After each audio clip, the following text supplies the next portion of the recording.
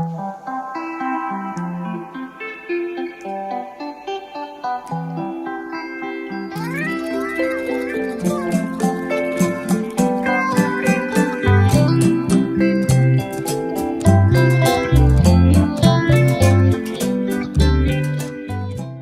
sont les vérités, mais il nous faut les assumer, les avaler.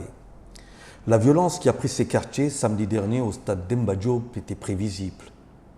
Il ne faut pas être savant pour savoir que le débordement allait être au rendez-vous de cette finale Stade de Mbour, Union sportive de Ouakam. Non pas seulement parce que la violence a fini de germer ses tentacules dans ces deux bastions, mais encore parce qu'il y est cultivé. La réalité sociologique nous renseigne à ce propos. Cette sauvagerie bestiale, entretenue par notre barbarie, n'attendait que son heure pour jouir des conditions favorables de son exutoire. Elle a été servie à satiété et la horde aveugle, animée par des supporters wakamas écervelés, s'est régalée. Mbour pleure ses morts, Ouakam souffre de honte pour les victimes et innocents servis sur le plateau de l'incurie et la barbarie collective.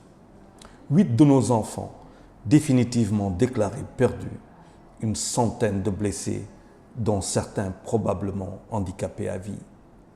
Le résultat du match est terrible. Voilà où nous a mené notre folie et notre indigence.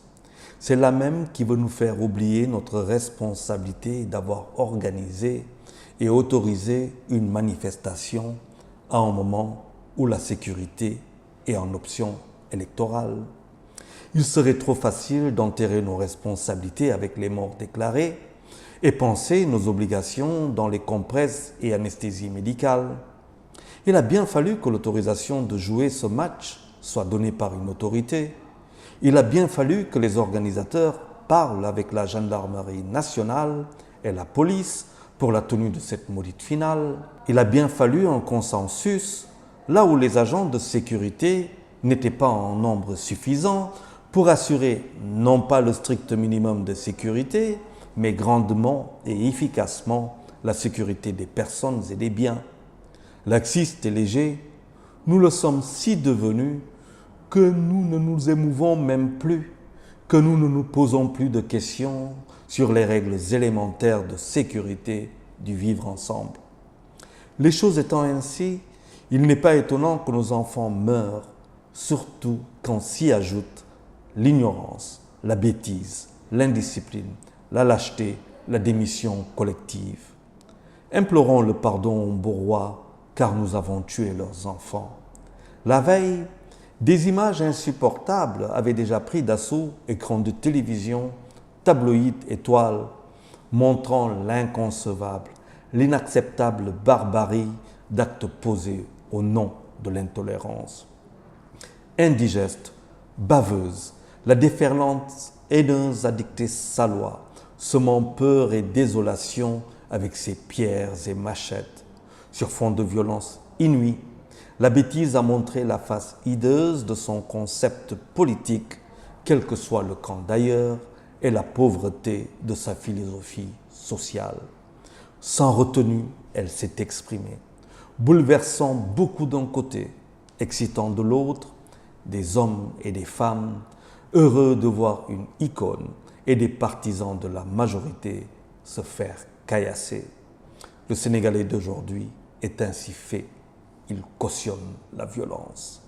Il crée ces zones interdites, vocifère urbi et orbi son intolérance identitaire, à coups de menaces sur les ondes, sur les plateaux télé, dans les colonnes de journaux et sur les sites en ligne.